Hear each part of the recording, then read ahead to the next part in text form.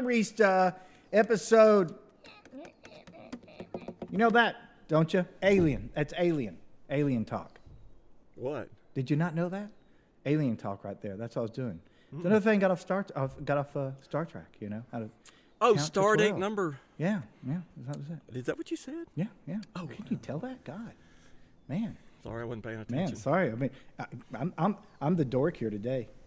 That's all right. I'm a Star Trek fan. I'm not.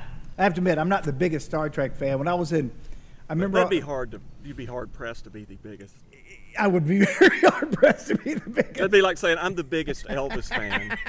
Not even pop that. You know, when I was in high school, these three kids. It was Gardner Porcio, Tracy Abla, and I can't remember the other dude's name. And they would put things up in the mall there in this town about we're starting a Star Trek club, right? So we'd always call them all the time. I go, yeah, man, I want to be a Star Trek club. And they were like, they were always like the same way. Really? Are you really a Star Trek fan? I go, oh, hell yeah, I'm a Star Trek fan. They go, really? What's your favorite episode? And I remember I go, it's the one time when Captain Kirk was given a hand job to Spock. And they go, that didn't happen. I go, I know, you know it didn't happen, but you know you wanted it to happen. And they go, you're not a fan. Just slam the phone down on us. They got no sense of humor. I especially love the reboot. Oh yeah, the reboot was the good. Casting is freaking perfect, man. And they use the are you out of your Vulcan mind? They're so happy. No, man, they did a good job with it, man. I dig it. I mean, even the ones they made later on. When they came back and they were doing it with was it Ricardo Montalban was those Khan the or whatever. Khan. But I'm talking about the new one. Oh yeah. No, the new one I like that one. Chris Pine, is that who's in it? Chris Pine, I think. Yeah. No, I like that. But even that old one that with William Shatner with that toupee on and like Jim, you gone. I mean, just that acting is just Well, that's his style. It is. It's beautiful. But I got a big bone to pick, and if one of you Star Trek directors is listening to this, could we please have, like, every episode, every movie, it starts out like the flagship of the Starfleet, the new and improved ultimate ship, and then about 15 minutes later, it's just in tatters. It's just, Captain, shields are failing. I mean, immediately it gets destroyed. It's like they base everything on the Titanic. It's a Titanic mode. It's the greatest ever. Kink. It's dark. And the next thing you know, it's like, Captain, failing ships. Shields are 19%. What? Did you ever see Galaxy Quest? I love Galaxy Quest. That's a great movie. If anybody hasn't seen Galaxy Quest, oh my God, that to me, I don't know who came up with it. And by the way, there is a documentary on the making of that. There's real? Yeah, there really is. And it's really good because they go back to all of them and they laugh about how, making all this stuff. But that to me was such a friggin' great premise. And Tim Allen was perfect as like just kind of a cantankerous kind of asshole about all that stuff. And oh my God. And they were talking, during this, they'll have like little conventions of it, and all these people were like, and like doing all this and dressed up like them, like a Star Trek convention. Oh yeah, man. It's strangely like touching. It is. It goes from being like this kind of lightweight comedy to this sort of, Yeah, or he's a dick, and then at the end of it, he's kind of like, realizing like, okay, we're doing so. The scene where they're running through the shit like Sigourney Weaver, and there's just all these stupid things that go smash, smash. Yeah. And she's like, "Fuck this." Yeah. Like it's a starship, and it's just got giant blocks. Like who. What I love Sam Rockwell, who's like one of my favorite actors, and he's in it, but he's Guy. Which guy? He's Guy.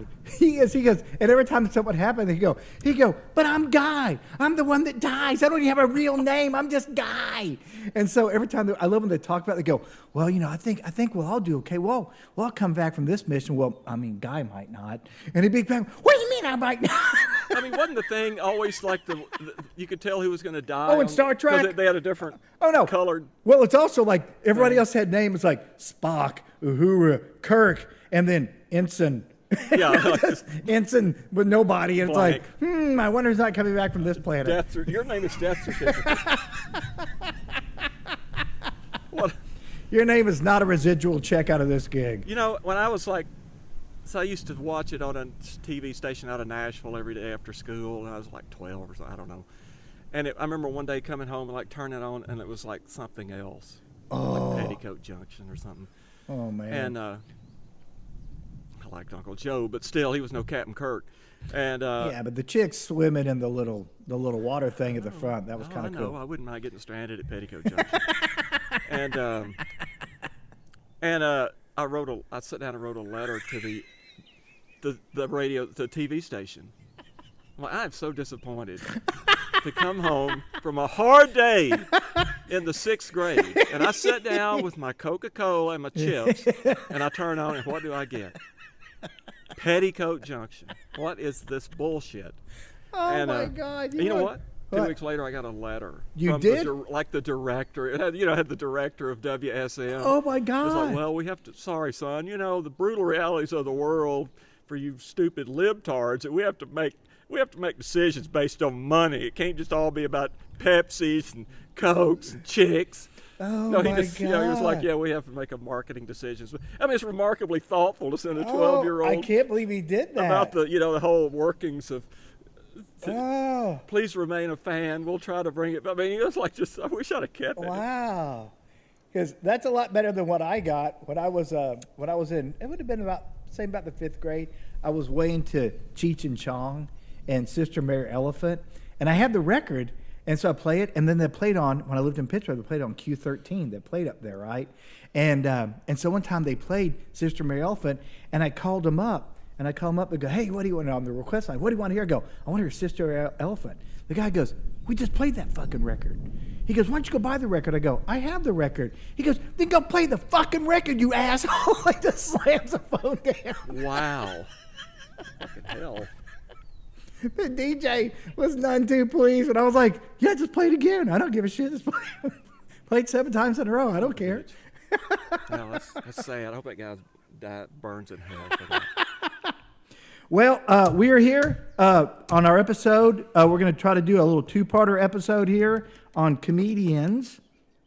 That's what we're going to do. I'm going to set my little clock here. But, by the way, this is Brian Fuller, Dave Kendall, right there. And my friend Dave here has put in a little, dare I say, the theme song? Well, it'll be the theme song for the day. For the day. Yeah. All right. Song it could be not the theme song, but a theme song. A theme song. Yeah. Okay. Well, we don't want to be pigeonholed. We want to be able to we'll change it up. Yeah. So, all right. Anything you need from me? I'm good. All right. Here we go.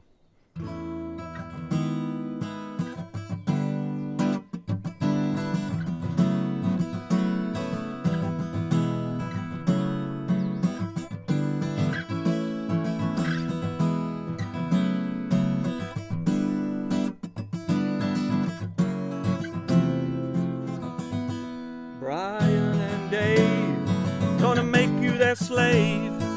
Dave and Brian, they ain't even trying. Music and booze, booze and music, we whoring ourselves like some cheap painted floozies. Booze and music, music and booze, a little bit of funk, and those goddamn first world blues.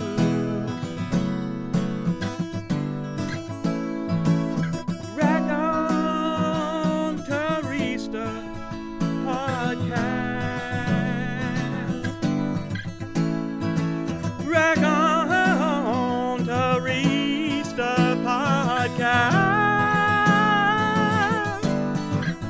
Podcast.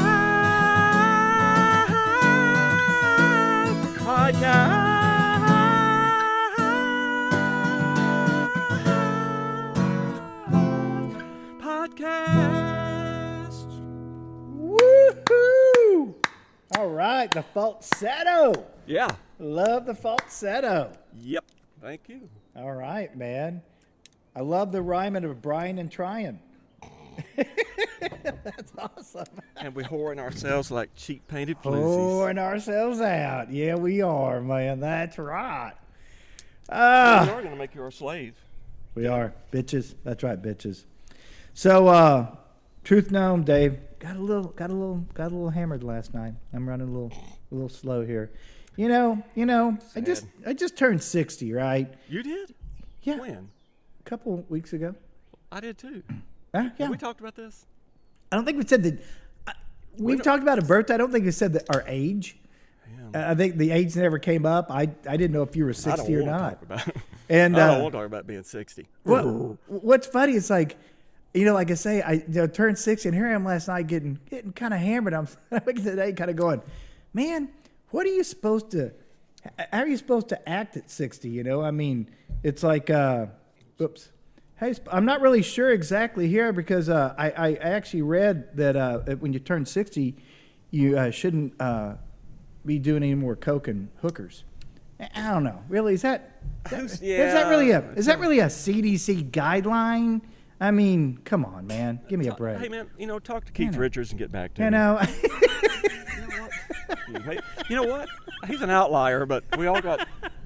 I love it. That's Donna's benchmark for me. Anytime I do something, I'm like, I'm thinking about maybe buying a guitar.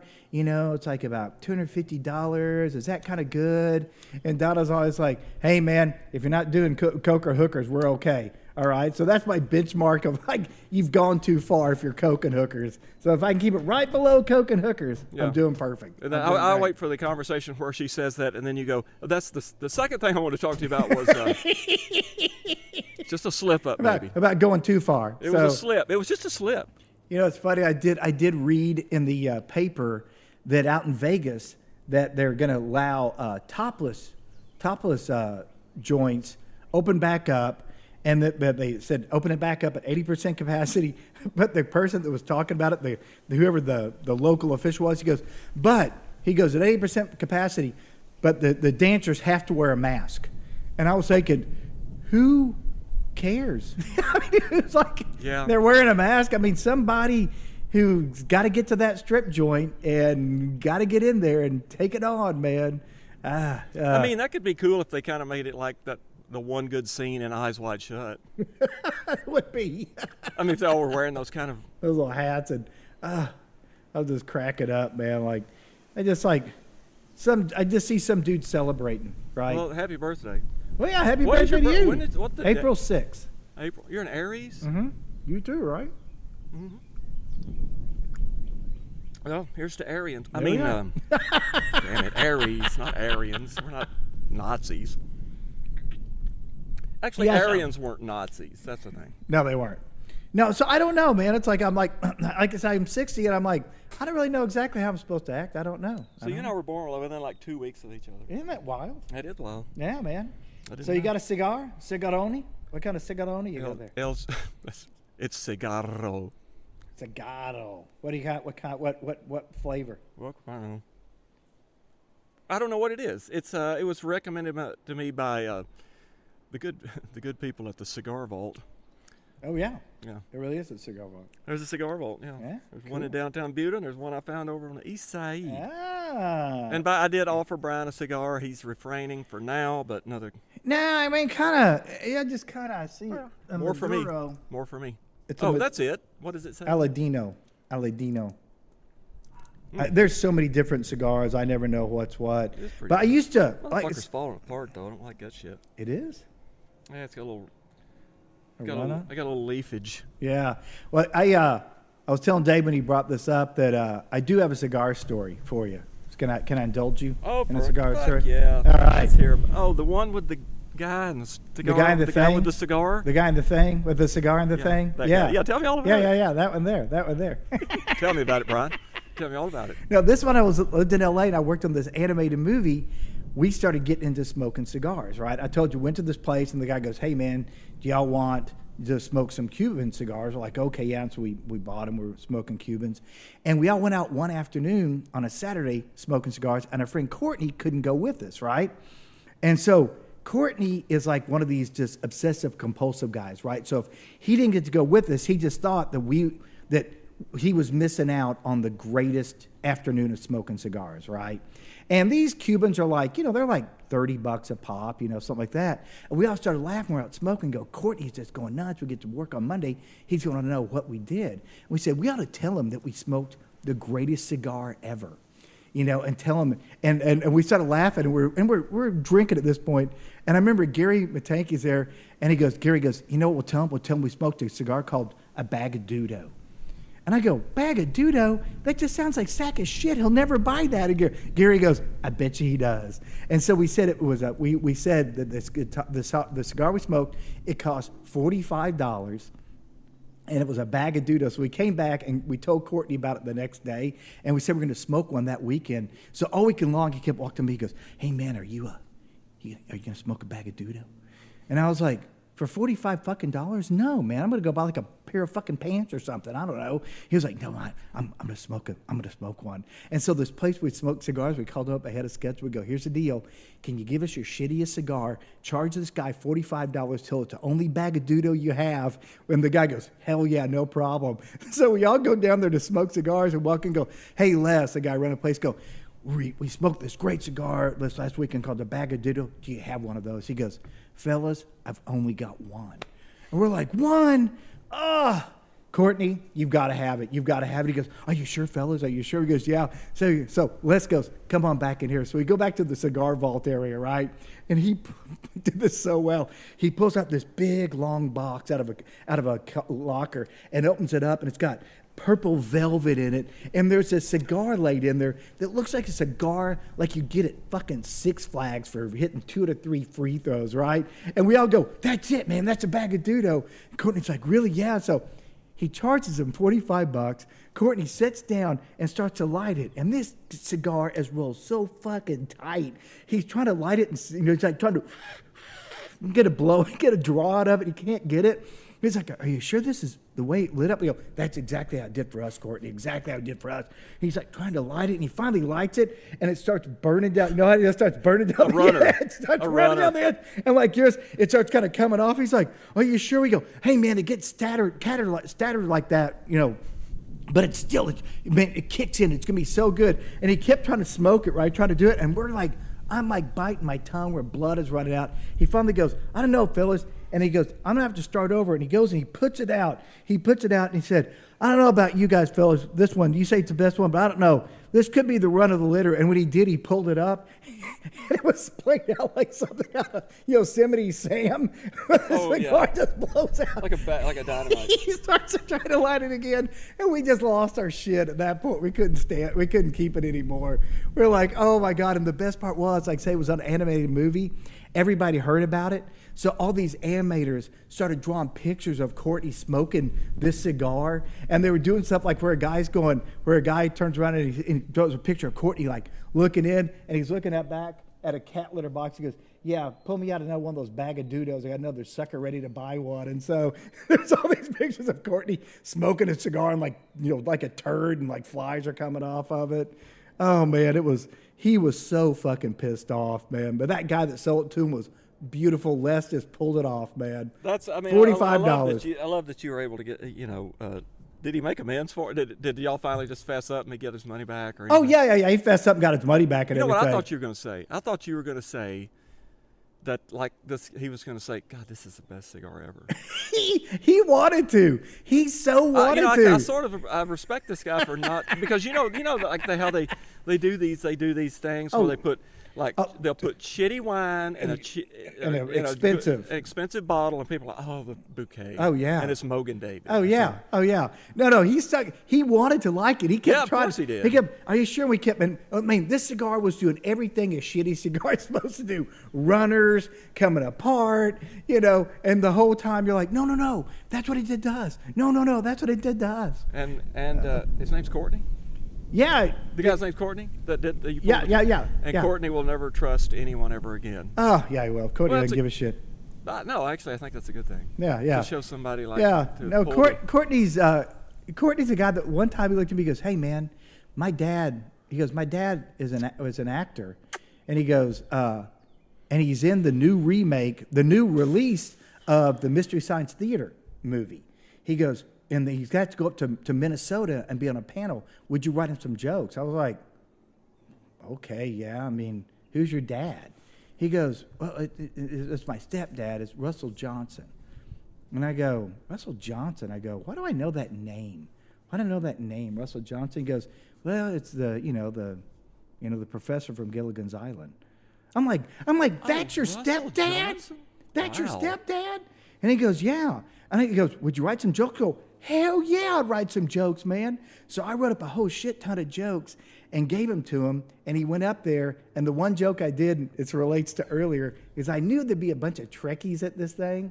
So I wrote this joke. He goes, hey, I just wanted to let everybody know Russell's up there on the panel. So I want everybody to know that, do y'all know who played, Captain Kirk? And everybody be like, yeah. He goes, I just want to let you know that if it came right down to it, I could kick the shit out of William Shatner's ass. And he said he actually read it and he said the place went nuts on that. But he and Shatner are good buddies. But what's great, Don't tell me you arranged to have like William Shatner come out there and fight him. that would have been bad. That would have been awesome, wouldn't it? Yeah. Like, this guy's got some stroke. No, but what's great is at the end of it, it worked out well. He called me up. He goes, hey, I'm coming to town. Can I take you and Courtney out for a cigar? And I was like, only if it's a bag of doo-doo. so I get to go out and hang out and smoke cigars with the professor of Gilligan's Island. He tells these great stories about him and Gilligan and how Gilligan was always getting high all the time. And, before all these shows. Before Maynard Krebs? Oh, before, yeah. Always like high. And how awesome. how cool Ginger was. And Yeah, how, I would definitely like to get the inside scoop on the Ginger Marianne. oh, yeah. No, how cool Marianne was. He said Ginger, he goes, she was always kind of a little bit out there, and stuff. Tina Louise. But he and, who was it, Thurston Howell, what was his name? Jim Backus, Jim I think. Backus. Yeah, they were all like real good buddies, but he told great stories. So I'm just sitting there and I almost had to pinch myself. I'm like, I'm smoking cigars with the professor of Gilligan's Island. Yeah, and if you got everything went to shit, then that guy would make like a radio out of a bunch of There we go. coconuts. There we go. I was laughing. I go, man, now if only Marcia from the Brady Bunch would come out and let me cop a feel off of her, my 70s dreams would come to fruition. Oh, really? That'd Yeah, be your girl, huh? Yeah. That's good. Oh, yeah. That's good. Yeah, I mean, well, wow. At that age. Or- Hell yeah. Yeah. I mean, At that age. I wouldn't have gone, and I wouldn't have gone for Ellie Mae Clampett either. You wouldn't? I would She have. wasn't my thing. I would have. She'd But beat I mean, the like, shit out of me. Anyway, And that so- granny ain't too bad either. Hee-hoo! Hee-hoo! Gag nabbit. My favorite scene by the professor was somehow they all lost there was, I don't know what happened. Like they swapped personalities or had some weird madness took over the island. And the professor, who was always the professor, wound up being like a sex god, sort of. Oh, really? Yeah, and Ginger and Marianne were like pawing over him, like fighting, like, give me, I want him. He's like, take it easy, girls. There's enough of me for everybody. Go, Cary Grant. Take it easy, girls. Can I tell you my favorite scene from Gilligan's Island? Oh, absolutely, Okay. man. Absolutely. So my favorite scene is when they got, of course, he got a transistor radio that could somehow get a signal 1,256 miles from Hawaii, I guess. And they found out that a news flash came on that the Howell fortune, the Howells, Oh, had yeah? gone broke. Oh, really? The Howells are like they've gone bankrupt, and there's nothing left. They've been dissolved and all this because they've been missing, and like, good heavens. Good lovey. And so the rest of them decide, well, look, when we get rescued and you go back, you're going to have to start working again. So we're going to teach you how to work. So they start try to teach them how to work, and like they're shoveling coconuts. They're shoveling coconuts, and Thurston Howell's shoveling coconuts, and all of a sudden he goes, good heavens, Lovey. Is this thing on? Yeah, it is. I'm listening. I'm sorry. I'm just. Go ahead. He says- Let me break your flow. He says, good heavens, Lovey, what is this? And she says, I think they call it perspiration.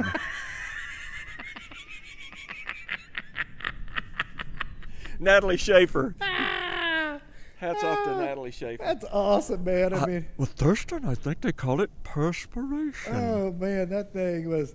I love that show. But I mean, even as a little kid, It was terrible. I kept really. I kept sitting there kind of going. Even as a little kid, I was going, why don't y'all just get rid of?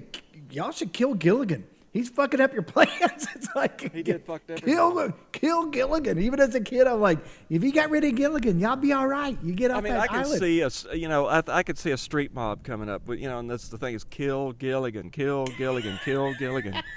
And that little monkey friend of his had come out of the woodwork, going to fight off him.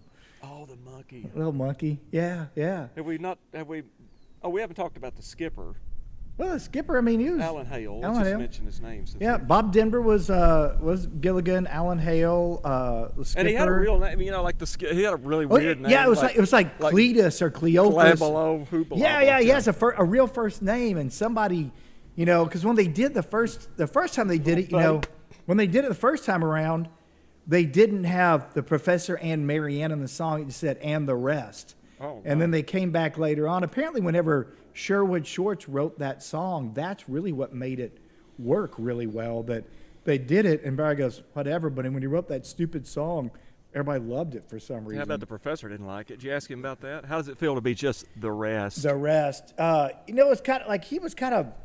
It did pigeonhole him. He said, he goes, yeah, man, it definitely pigeonholed me because he was kind of a leading man actor before he got onto After that. that, he wasn't. No, not after that. No, nothing. But they got no money out of that. They had to really scrape and fight to try to get anything. It was a giant hit. It was a giant hit, and especially in syndication. They got no money out of that, and they had to work really hard. And like Ted Turner was, I think Ted Turner might have helped him out and given him some money, but because he wound up owning it at some point. But even they were all pricks and just held on to it and didn't give them any money on this shit. Well, that's why I'm glad that you and I hold the key, the means to our production, and can rake in the big money. Oh well, whenever this goes global, it's just money right in our It's already pocket. global. But well, it is because anybody can see it in the whole wide world. Yeah, well, technically it's global. I'm not giving up, man. I'd say I give up. Well, I don't know. It's just in your body language. Yeah, I know. It does go. It does Oh, feel you're 60. defeated. Oh, you're 60 now. It does so. feel.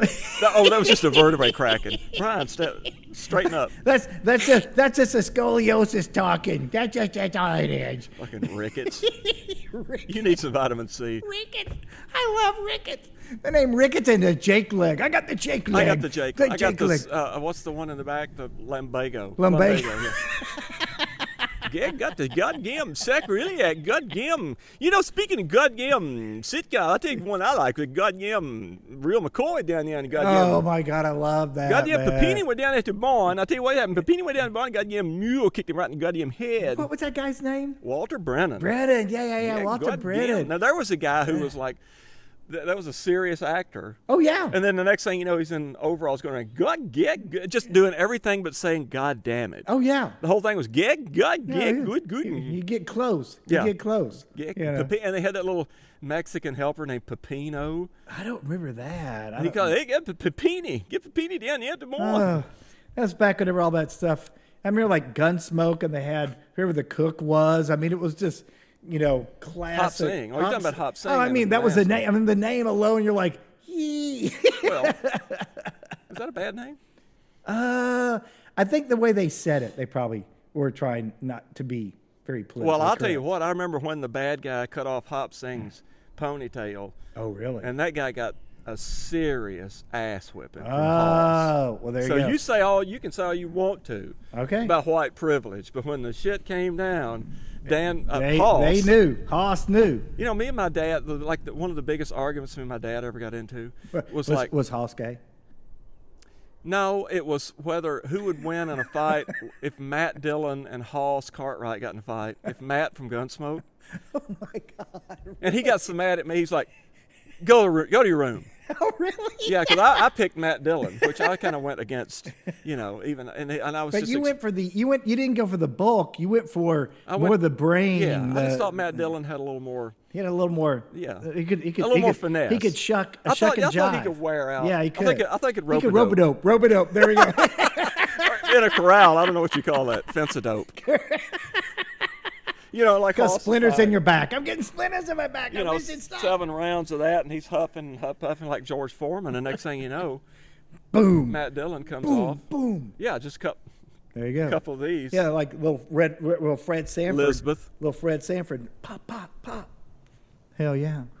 Speaking along those lines, we obviously have more sponsors now. Oh. And please.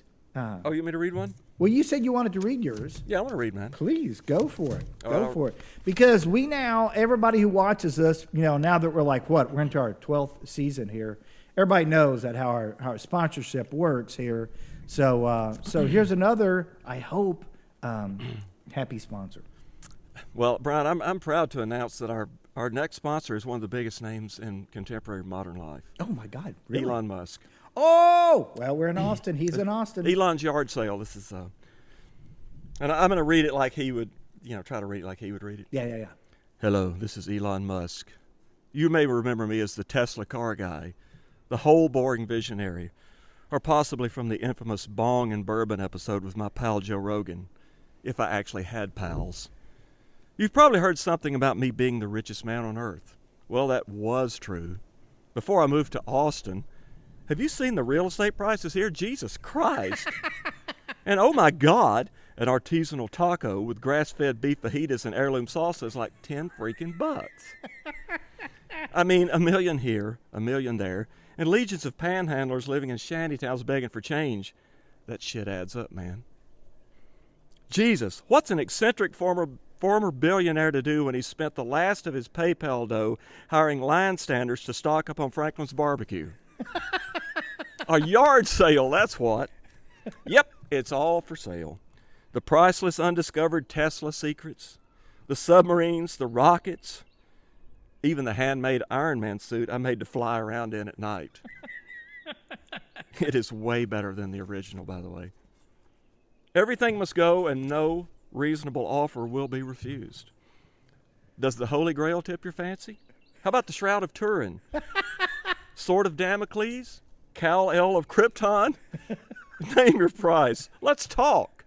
This is going to be one bizarre bazaar. So come on down this Saturday. No early entries, though. My life-extending blood transfusion and Bikram yoga class doesn't end until 8 a.m., but I'll be down for haggling after that. Where's this big sale going on? Everywhere. You can't miss it. I've rented out all of downtown Austin, the surrounding suburbs, and large swaths of the ocean and sky. So when I say you can't miss it, I mean you literally can't miss it if you walk outside your house anywhere on planet Earth this Saturday. Remember this, buy my shit or I'll never leave you alone. I love it, man. Oh, I wish that happened. That guy is such an annoying person. And he's more annoying that he lives here now. Yeah. He, Grimes, and his baby AXE to the third squared power or whatever. What a dickhead. Yeah. It's like... he was explaining that, he was on Joe Rogan, and he was saying what he named my child after they got high. And and Joe Rogan's like, what does that mean exactly? And he's like, he explained it, and I was thought, Jesus, what a... Man, here's all you need to do when you name a kid is name the kid and then think about how it sounds to somebody in junior high. That's when you realize, okay, I don't want to name him that because that just means to like getting harassed right there. Even though you're not supposed to bully, shit happens. By the time that kid gets to junior high, there will be a junior high school named after him. So you're probably right. It'll be the Ickshon. Yeah, Musk. Yeah, Musk. If you want to change some names, what was that last name? Sounds like cat spray. Yeah, Musk. It's like a bad. It's some bad cologne. Oh man! Here we are. Yeah, this is truly what you call nipping at the heels of a champion. Oh yeah, truly. All right, I will read one. I've got. Let's see. Or do you want me to read yours too? Yeah. Are you sure? No, I'm just. Yeah, and I'll go with this one. Are you sure? On the second half, I like the other one better, but I'll go with if you want to read this one. Yeah, I'll lead with my best one. Yeah. Oh, how should I read this? Like an announcer. Radio announcer. The next announcement is brought to you by Summer's just around the corner, and you know what that means. That's right. It's time to get down to Rapture Park. That's right, Rapture Park, the only religious-based theme park in these hedonistic United States. And unlike those other theme parks, we take the sin out of Six Flags and put the dystopia back into Disney World. So come on down and check out the Pray the Gay Away log ride, where at the end of the ride, you'll have either prayed that gay away and are baptized in the holy log ride water, or your gay ass is kicked out of the park. Or how about the You're Going to Hell parachute drop? It's where we lift you 666 feet in the air and let you drop straight down, letting you feel just what it will be like when you drop into hell during the rapture. Or jump into the ever-popular I'm a Sinner, You're a Sinner, We're All Sinners roller coaster ride. But unlike other roller coasters, there is no height requirement, because sinning sure don't. That way everyone can ride, because like the name says, you're all sinners in our book. And for the Catholics, there's the priest petting zoo, where only children and priests can enter. So when that summer temptation to have fun is nipping at the door, just slam that door shut and say, "Not today, Satan. I'm going to Rapture Park." Like our slogan says, we're all waiting on the rapture, so why not wait on it at Rapture Park? Rapture Park, we're located on Old Highway 77, just between Big Red Shooting Range and the Cracker Barrel. There you go. I should have read that like Ned Flanders. Gippily-doo, neighbors. Hey, you Oakley should have. dokley. You should have. You We're should gonna have. be- Yeah. So get on down, Rapture Park. Come Rapture on. Park, Come Rapture on Park. down, boys. Pray the gay away. It's Well, I mean, isn't there something? I mean, that's not even. I don't think that's too far from the Isn't there? truth. There's a. Isn't there a? There probably There's is. a no. There's an ark museum. There's a creation museum in Kentucky somewhere. It's like the guy really? created Really? a version of the ark. I think. Oh man. No, we should make a road trip. We that'd should be do a awesome. podcast from there. That'd be out in the parking lot. Oh my God. Talk to the people. Oh, have you ever? Why in the fuck are we here? Yeah. Have you ever seen the movie Heavy Metal Parking Lot? No, You've never heard of that? no. Okay, there's these guys on cable access back in the '80s.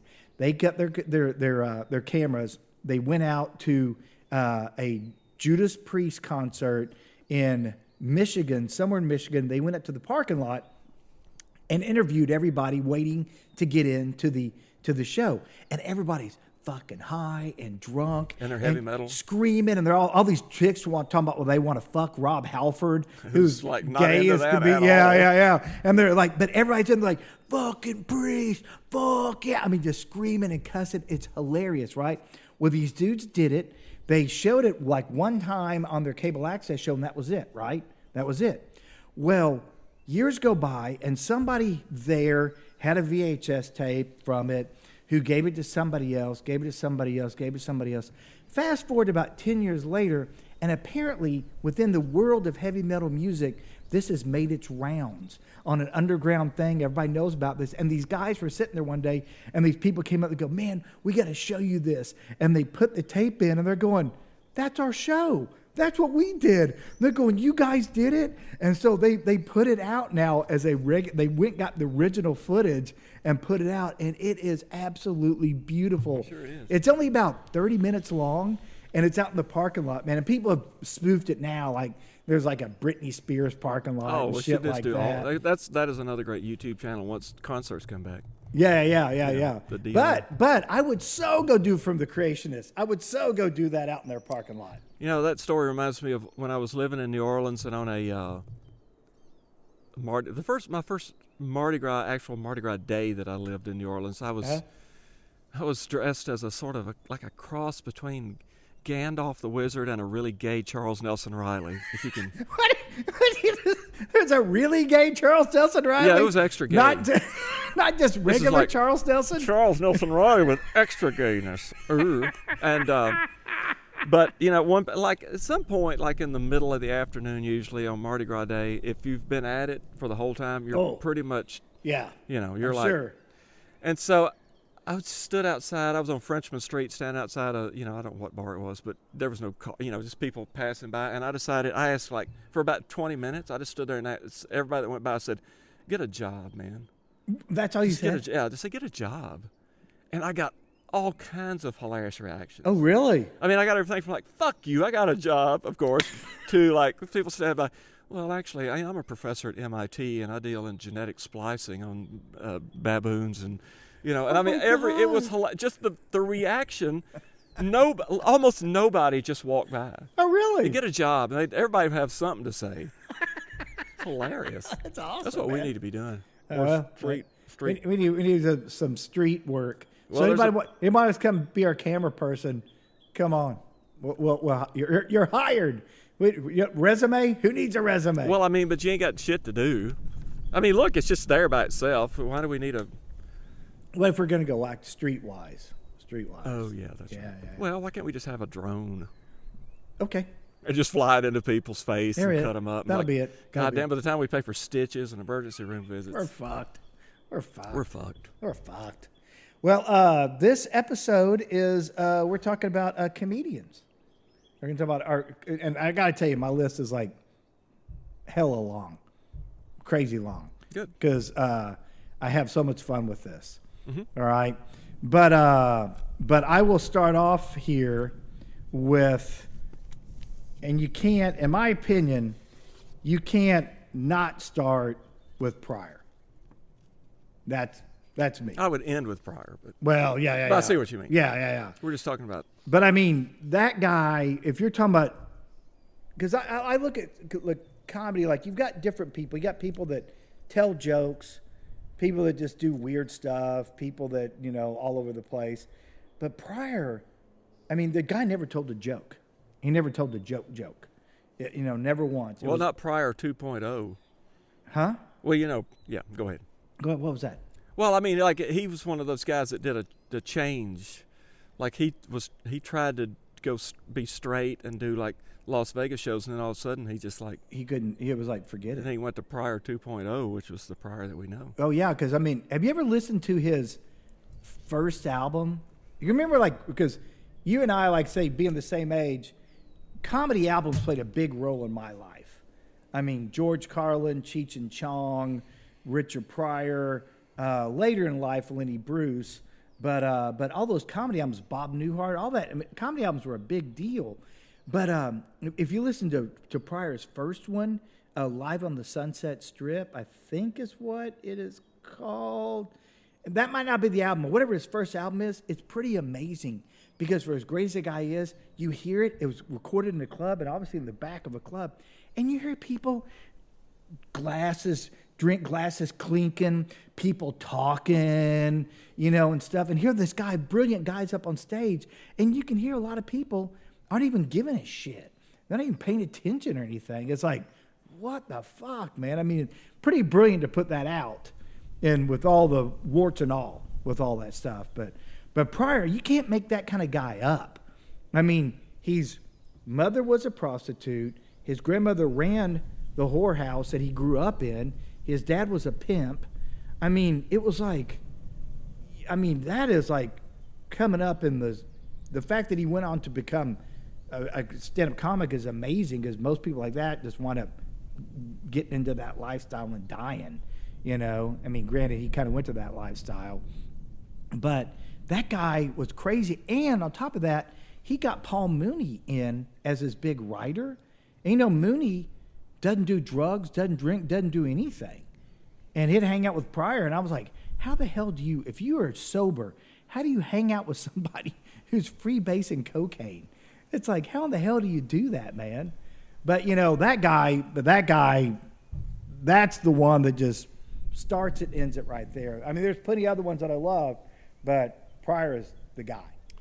Well, I mean, I do like that he does like at some point say, and the thing about he was a really masterful storyteller. God, yeah. Because, but he did say at some point, you're talking about his background, and he says that there's one thing he said where he said, man, I go back home and go talk to the guys I knew, and they're like, man, you're just doing the same shit you heard down at the pool room. Oh, yeah. Like just the shit he was hearing in the pool rooms. And the old, Yeah. I'll tell you, to me, like, that the Mudbone story. Oh, yeah. About, I mean, that's straight out of like the country, kind of thing. So, I mean, the guy was just such an incredible Yeah, I mean, traumatic, horrific kind of upbringing, and but the stories that he knew and the way he was able to portray them. I mean, yeah. I mean, like, I wrote about Richard Pryor. What did I write? The one true king of comedy, in my opinion, and I think most comedians would agree. Oh yeah. I don't think there's any real dispute about who probably the greatest comedian, of modern times. I mean, because that guy, the guy is just stunning in what he did, and then when you find out how much drugs he was doing on top of all that, it's like, good Lord. But you're talking about him being a masterful storyteller. There's a story where he, Arsenio Hall, and I don't know, a couple other comics were out to dinner one night. It was like on a Monday, right? It was a Chinese restaurant. And their waiter comes up, and the waiter starts stuttering. And he's like, starts stuttering, and they all start laughing. And all of a sudden, they're all sitting there, and Arsenio Hall and everybody like sitting there, and they go, "Oh man," they go, "That bit's mine. That bit's mine. No, that bit's mine." And Pryor goes, "Fuck all y'all. That bit's mine because I'm gonna be on Carson on Friday night. Watch this shit." On Friday night, he had it down. On Friday night, just nailed it. And they were like, "Oh man," but Pryor was also a guy. He worked that shit. He would go to the Comedy Store and he'd work stuff, and he would bomb. He would bomb horribly because he was always working out new material. He was always working stuff out, and there would be people who walk out and go, "Oh, I saw Richard Pryor. He wasn't very good." Right. And it's like, because he really was working his craft on that. He was working that, trying to see, how can I make a joke better? He would die trying to make something every better. great comedian bombed. Oh, hell yeah. I mean, that's, here's the thing. Here I look at Pryor like I look at, for comedy, he was like Brando was for acting. He was like Jimi Hendrix was for a guitar. He set a new standard. Oh, yeah. Comedy, there's comedy before Richard Pryor and comedy after. And he brought, and I'm pretty sure I'm right about this, him and both, maybe I'm getting him confused with George Carlin, but I think Richard Pryor was trying to, if you listen to real early stuff, he's doing real straight kind of just voices and stuff like that. Oh, yeah. And then, and he got a little bit of success, and I think he might have been in Las Vegas or somewhere doing, just he was trying to do kind of comedy, that kind of straight comedy for white folk. And, at some point he just realized, man, this ain't me. I'm not gonna, he's not gonna, and, he no doubt revered Cosby.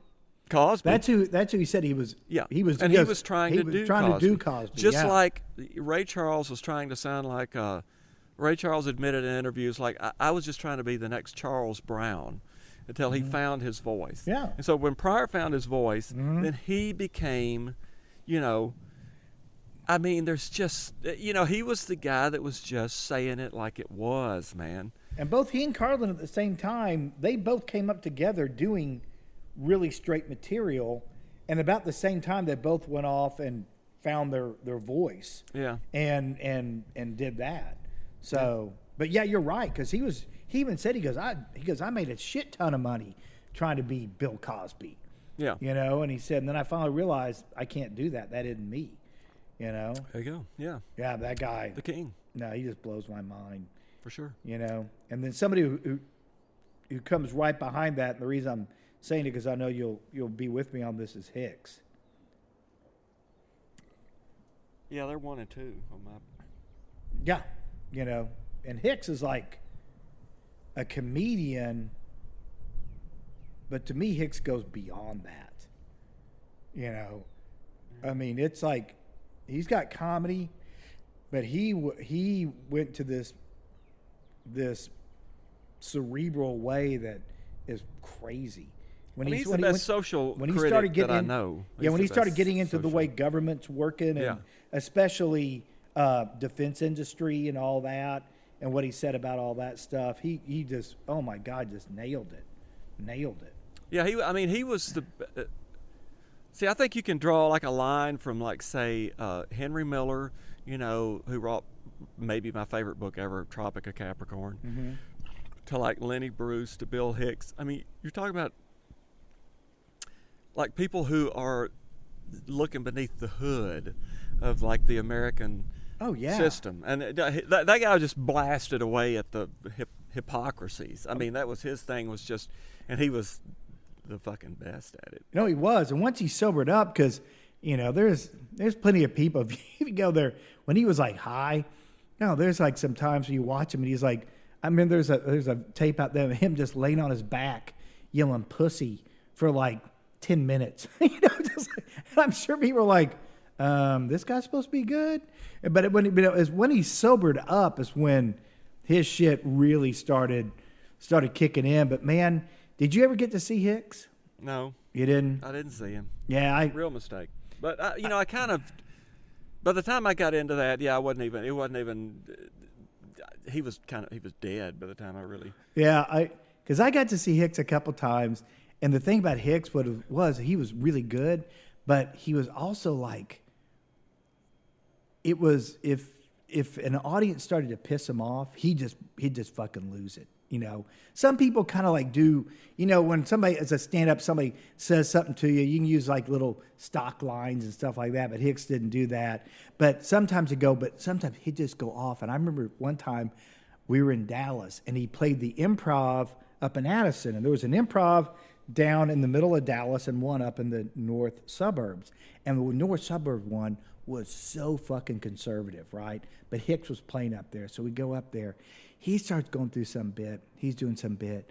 And the crowd's being real quiet, and they're not really into him at all.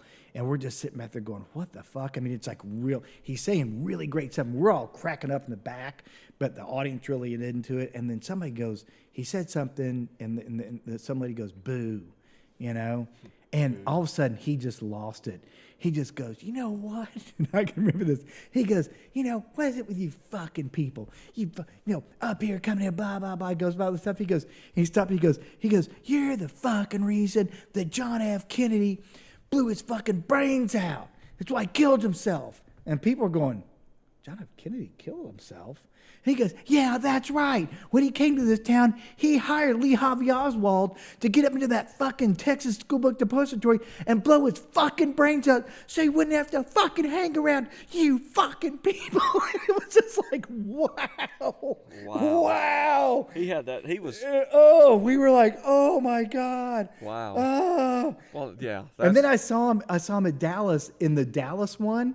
And he was doing something, and some lady's there with her drunk. She's kind of drunk with her boyfriend. She's yelling stuff out, and he's trying to go along, and she keeps yelling stuff out. And he finally stops. She goes, "Hey, okay, you're talking long here." He goes, "Let me I can't really see. Let me get a good picture of you. Can you pull up in the light a little bit so I can get a good picture of you?" Okay, yeah. I just want to know what you look like, because tonight, later on, the show's going to be over with, and I'm going to wind up hanging around here for a little bit, and then I'm going to go back to the comedy condo where I am, and I'll be sitting there thinking, about what am I going to do, and then I go, oh, yeah, I remember that lady in the front row, and I'm going to start fucking jerking off so I can fucking remember what your fucking face looks like as I'm jerking off to your fucking face, and just starts going through this stuff, and everybody's like, holy shit. Wow. I mean, this lady was like cringing, and I'm leaving. He goes, good, fucking leave, because I already got your fucking picture in my brain when I'm jerking off to you. I mean, it was wild, man. I mean, the guy was just merciless, man, just merciless. But he was doing such great material, just great material. Yeah. Kill me what he did, man. Yeah, when he was, yeah. And I have to admit, I liked his. I never saw him, and I didn't see any video of him until after I'd already heard the records I liked. And I have to admit, I didn't like seeing him. I didn't like seeing you like the listening more than I like listening to. There was something about his mannerisms when I watched him on like videos that I didn't like that much. I don't know what it was. There was something about, and I don't know what it was. But I mean, obviously, I mean, the guy was like, one of my very favorites. Like, he's so much.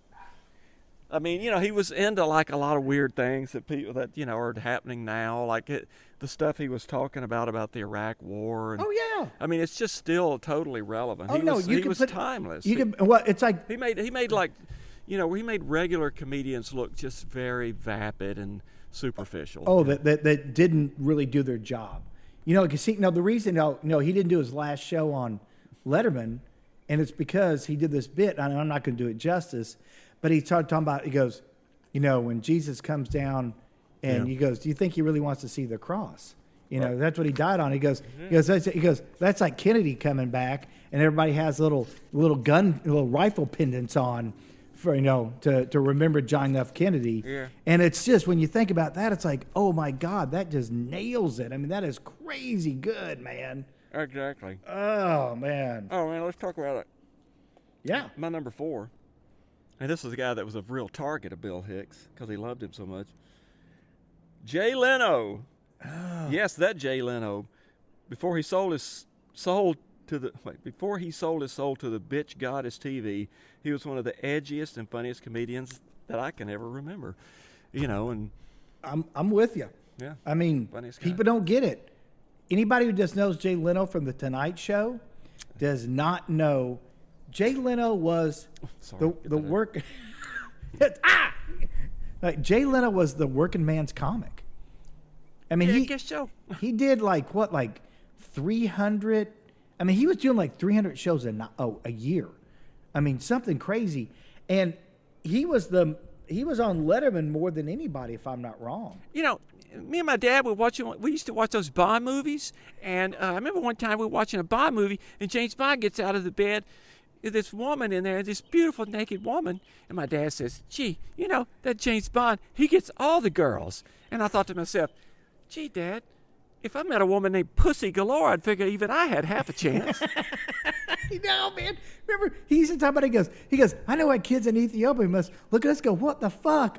He goes, "We show kids in Ethiopia like, no, like Mr. Potato Head. They're like, want to eat it." We go, no. Kimba don't eat potato. Kimba play with potato." He was doing all this shit. Yeah. I mean, just edgy as hell, man. Yep, there you go. And it is so weird because, he is, when I was out in L.A., I went and saw Bobcat one time, and Bobcat was up there, and he had lit Leno's, couch on fire one time, and they kicked him off the show, right? And so he was up there doing the show at Largo, and he was talking about, he said, I got banks, so I got a bunch of rental homes, I do all this shit. He goes, but to this day, Jay Leno, it still gets crazy because I do stories about Jay Leno because he'll call up and leave messages on my answer machine, and I do them. And he goes, and Leno calls up, and so he started playing these tapes of Leno calling his answer machine, going, "Hey, Bobcat, it's Leno, and I hear how these little clubs here in Los Angeles are making fun of me here. Hey, what the hell? Why are you talking so bad about me?" And he played this stuff, and he'd tape it and go, "What the fuck is Jay Leno give a shit what I say in fucking Largo here?" But he would play these tapes. It was fucking brilliant. So he'd play them. It would get back to Leno that had played them. So Leno would call back again and leave another fucking tape on there. And then, and then he'd come up and play the tape. I mean, you'd see Bobcat around town playing the tapes of Jay Leno. It was so weird, man, because Leno was so brilliant, but Leno was so worried about everybody liking him. Once he got into the television side, he was so worried about that, he gave up on what got him out there, man. The guy was, and you're right. And there's a lot of people that can watch this and they'll be going, "Who the fuck, Jay Leno, that guy?" Yeah, there's a lot of people that'll watch this and say that. Well, let's see, there's 11 people. Yeah, there's at least 6. I think our last video had 28 views. Yeah, So, what time is it? Spin the wheel. We got it's like 50 minutes in, so spin the wheel. Grab one of yours. Oh, okay. All right, okay. Yeah. You see? That's where it's gonna go. See? Yeah, it's gonna go. All right. We're gonna eat you guys for lunch, see? Yeah. You don't come down on the side of town, see? That's not the guy that runs the street, see? Yeah. Oh, well, Dave Chappelle. The guy can do it all, TV, stand-up, sketch, plus I love the fact that he turned his back on it and then came back stronger than ever. That guy's an anomaly. I mean, he's like a Hicks. Hicks was sneaking out of his house at 15 to go down to the, was it Comedy Stop or what is it called in Houston? I can't remember the name of it. But he was sneaking out at 15 and going down there and doing shows. Chappelle didn't have to sneak out at 14. His mom drove him to shows in D.C. and Mom drove him as a kid to go do. I mean, he's been doing it since he was like 14 years old, man. Like in clubs. That's crazy. That's why he's so good. Yeah, that's why he's so natural on stage. He's just like, hey, whatever, you know. He'll just hang up there and talk about stuff and go on. But, that guy. I mean, he's I remember him from his show. I never saw his stand-up until the last few things he did. I mean, his show was awesome. And, his stand-up now is really, really, he draws a lot of heat, but what the fuck? Well, his show was like part of Neil Brennan was a big part of that. And Neil, and if you ever want to watch a really good stand-up special, Neil Brennan has one on, I think it's on HBO. I think it's called like 3 Mics or something, because he was raised with an alcoholic father and all this, and he was like 11 out of 11 kids or something, something like that. But he said that he worked was working the door at a comedy club, and the comedians would come up and he'd kind of like start telling them like jokes, and for whatever reason, the black comics loved him. He said because he was fucking depressed. He goes, I was depressed my whole life. And he goes, and for some reason, white people looked at me and go, he's depressed. He goes, for some reason, the black guys look at me and go, that dude's fucking cool. Because he said I'd just sit there, would just say something like, yeah, you might want to do this. And they're like, fuck yeah, man. And so that's how he and Chappelle became good buddies and started doing this. And Neil Brennan, his 3 Mic special is really, really good. Really, really good. But he played a huge role in making the Chappelle show. So, I mean, but even he says, he goes, when it came to like filming Dave or directing Dave, he goes, I literally would just say, action. And he goes, and then it would just go to the point of like, okay, stop. He goes, there was nothing I could give him. He goes, the guy was so good. I wonder if he and Barry Bonds have the same doctor. Because have you noticed how Dave Chappelle was super scrawny? Yeah. And now he's gone the Barry Bonds Joe Rogan route. Now his like head's bigger than it ever was. Yeah, he's all bulked up. Yeah, that was always a steroid thing with Bonds. Was like. But Chappelle now is like he's bulked up, man. He was, he's like doing those shows and No, I mean that guy kills me. That and like you said, and you're not dead yet. You don't know the real story about why he left. I still don't. Do you know the real story? I don't know of why he left Comedy Central and then just took off to Africa. Did you ever hear the story? No, but that's one of the things I really love about him. Yeah, is that he just. I mean, that took some goddamn balls, man, to just walk out on that. Yeah. I mean, that's makes that guy a super interesting guy to me. Yeah, like why he did that. Yeah. Man, have you ever seen the bit he did about being in a limousine and the limo driver? Yeah. And then the little little baby. And the thing with Wayne Brady, God!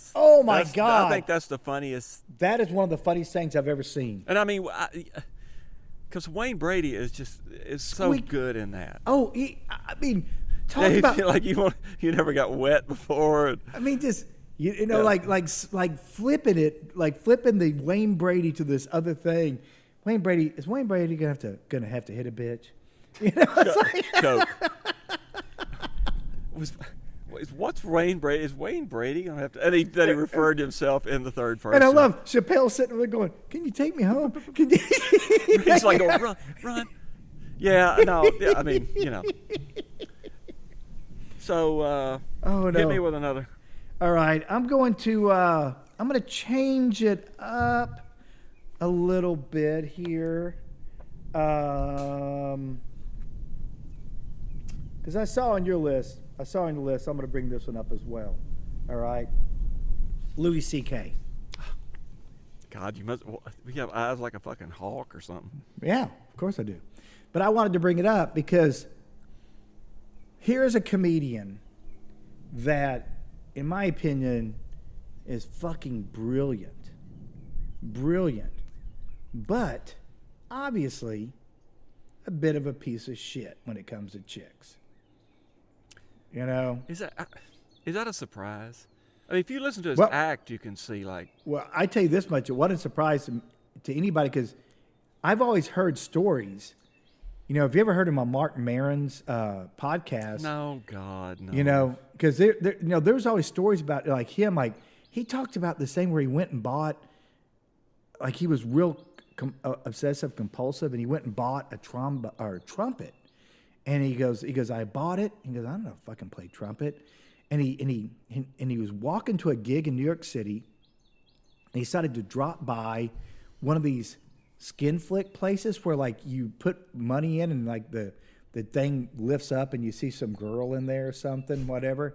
But he goes, and I went in there and he goes, and I jerked off.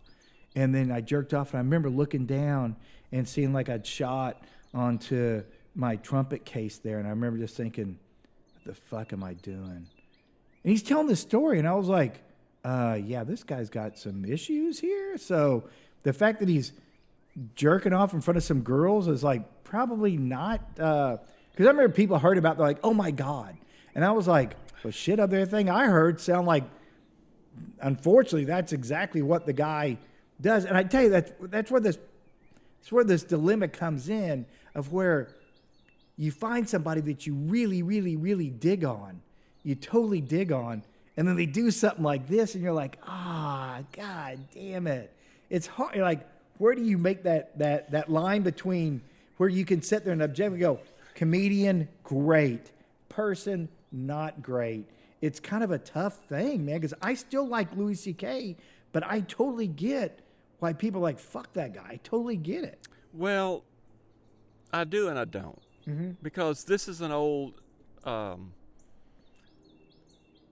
this is a much broader question that, that I have discussed with a friend of mine that I liked, and we used to have these discussions, and it's called the art versus the artist. Yeah, exactly. I mean, are you going to just write off Picasso because he was a real piece? He was a piece of shit. To women, he was a real. He was horrible. Yeah. Diego Rivera. Yeah. I mean, any rocks, not any, but rock star. It's. I can make.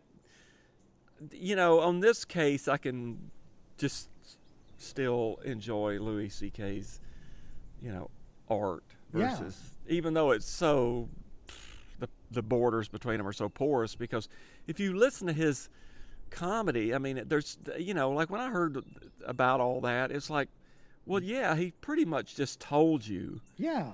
And anybody, if you paid any attention to comedy at all, you knew like what, you heard these stories about Louis C.K. Everything that came out about him was never any shock to me. I've been hearing that stuff about him jerking off in front of people. And that's me living in Austin, Texas. I mean, give me a fucking break, man. I mean, I have to say, I totally, in all sincerity, I really don't understand the impulse of that. Man, I always thought masturbation was one of these, it's just me time.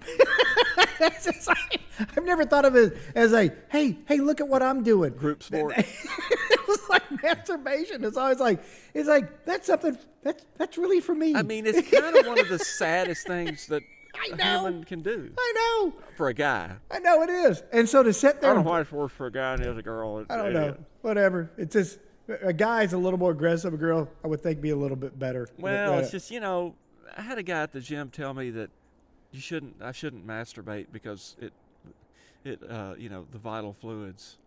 Oh, really? Really? Makes you weaker. Yeah, really. He went home and masturbated to him saying that. Yeah. he masturbated to my reaction. What's his next thing is, let me give you a hand job for that instead. Yeah, man, wow. Oh, well, you were there, huh? I mean, it's a janitor's closet at the YMCA. Anything goes, baby. That is a no shame room. That's what that is. No shame. Mechanical, otherwise known as the no shame room.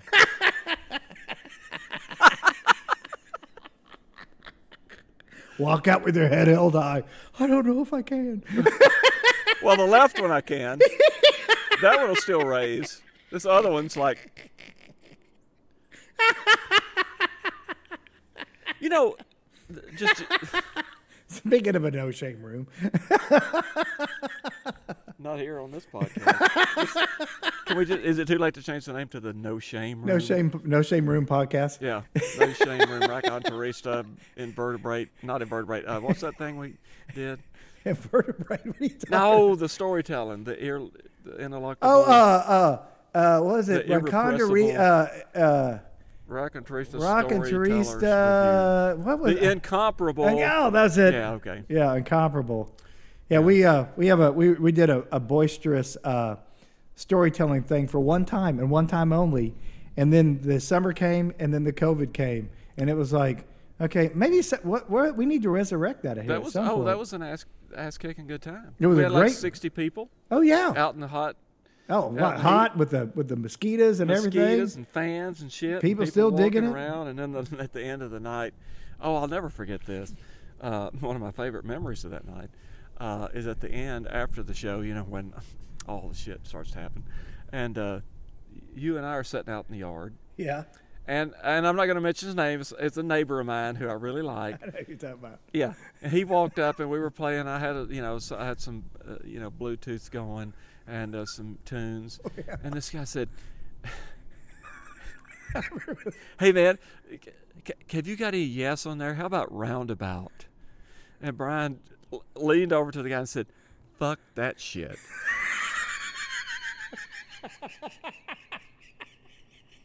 You're my favorite comedian. The guy just walked off. He walked one step and then he fell into. He walked on him and fell into a. And I'm not going to say his name, but he French kissed the woman who owned the house, and she's like 65 years old. And then he got up to walk off, and he walked one step and he fell into a collection of flower pots and a fan. Yeah. And he destroyed all of them. He destroyed all of them, and then he replaced them. So, all for listening to Yes. I mean, so if you're a Yes fan, just keep that in mind. Not even you didn't listen. Yes, he just requested if we could play it, and and you were having it. I was shutting that down quick. And I was trying in my mind. I was trying to go through the calculations of how. Well, maybe I can just say I'll play it and then nod, or I'll say or just. And Brian's just, oh, fuck that shit. It was a roundabout. I remember we were so drunk. I was so drunk. I was so drunk on mescal at that point. Yeah, that's when you made a friend, my friend. I do remember that guy. I was like, "Fuck you, fucking." The guy was like, "Okay." Good.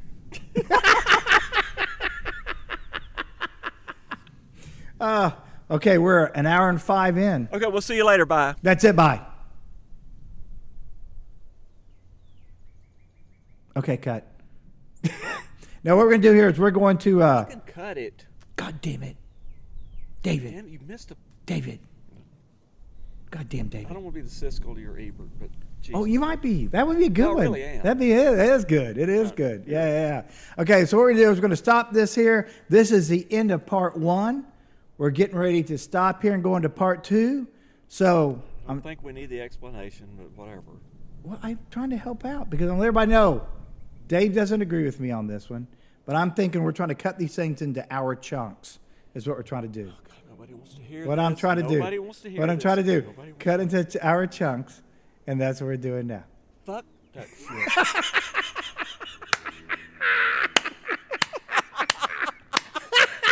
I gotta go. We'll see you later. Bye.